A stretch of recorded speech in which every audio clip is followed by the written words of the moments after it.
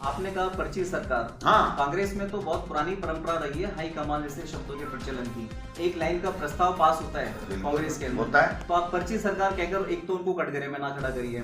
दूसरी बात मैं आपसे, मेरी मर्जी में करूंगा, आप मत छापिए। दूसरी मेरी मर्जी में तो पर्ची सरकार कहूंगा। बिल्कुल। आला कमान सबके होता है। बिल्कुल। आपने भी कहा था कि हमारा आला कमान का छोड़ने का फैसला नेता प्रतिपक्ष का, इनके भी छोड़ते हैं। अभी नेता प्रतिपक्ष तय नहीं हुआ सर। वहां से जो फैसला आएगा जिम्मेदारी एक महीने में उनके खर्च की आपकी भी है सर। मैं बता रहा हूँ जी, देखिए ये परंपरा होती है हर पार्टी की, चुने हुए जनप्रतिनिधियों से राय दी जाती है, फिर पार्टी आला कमान पे छोड़ा जाता है।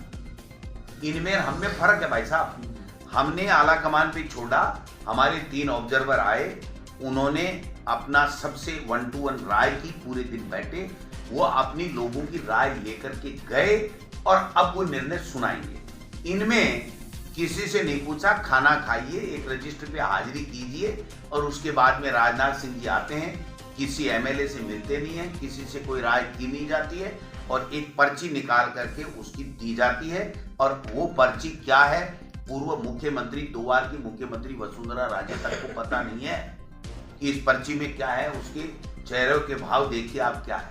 तो हमारे में उनमें फर्क है। हमारे यहाँ सबसे पूछा जाता है, आज नहीं हमेशा, विधायक दल के लोगों की राय लेकर के फिर पार्टी आला कमान पे छोड़ा जाता है। उस राय को आला कमान को बताया जाता है। सुपना आएगा क्या आला कमान को? जब तक जो ऑब्जर्वर आएंगे वो जब तक नहीं बताएंगे कि लोगों की ये राय है लेकिन आप पे छोड़ा है, तो वो आला कमान उसी हिसाब से सभी को बोलने का। हाँ जब आप बात कह रहे हैं उसमें थोड़ा सा अंदर से बताइए कि आपने कहा कि हमारी हम बातें आला कमान की मानते हैं। आपने तो आला कमान को गद्दा बता दिया। बेचारे 3 लोग और आपके आए थे पहले, उन्होंने बेचारे दुखी मन से यहाँ से विदा हुए। आपके पास नई साल में नया समाचार नहीं? आप कौन सा पुराना बताएंगे? आप नए साल में जब सरकार बन गई और सरकार इसलिए बनाई है लोगों ने कि हमारे काम होने चाहिए। नेता काम प्रतिपक्ष की बात नहीं करो। नेता प्रतिपक्ष का है नए साल में 19 तारीख को आवश्यकता पड़ेगी नेता प्रतिपक्ष की, जब विधानसभा शुरू होगी उससे पहले बन जाएगा। आपके वो पीएमओ में सोर्स कौन से हैं जो आपको बताते हैं कि साहब सीएम साहब को जो लिफाफा दिया है वो नहीं खोलना है? आपने उस सूत्र का जिक्र किया। भाई साहब आपने कहा पता ही नहीं चल रहा है, यहाँ तो राज्यपाल के थाने पे भी पता चलेगा। आपसे हम तो लेते रहते हैं। देखो आप हमारी तो सबसे ज्यादा मार्गदर्शक हो।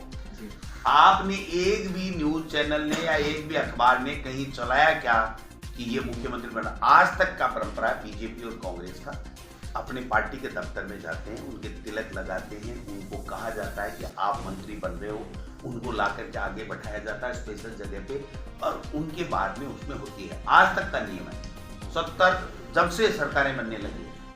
ये पहली बार है जब मुख्यमंत्री को भी पता नहीं, जब तक वो नाम नहीं पढ़ रहा उस लिफाफे से तब तक उनको पता नहीं, किसी मीडिया को पता नहीं। तो मैं तो आपकी सुविधा के लिए कर रहा हूँ कि आगे से कम आपको 1-2 दिन पहले कोई सूचनाएं मिल जाए तो आप भी अपना चला लो चैनल में, वरना तो मुझे तो क्या तकलीफ है, उनको बनाना है। आपके लोग इतना होने के बाद भी तीनों स्टेट में उनकी सरकार बनी, लोग उनको पसंद कर रहे हैं, इसका क्या कारण है?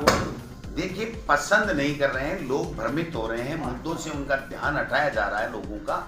और आप बता दीजिए कि एक भी आप में से या कोई भी जनता राजस्थान की ये नहीं कह रही थी कि अशोक गहलोत जी की सरकार में योजनाएं बहुत अच्छी हैं, लोग वोट भी देना चाहते थे।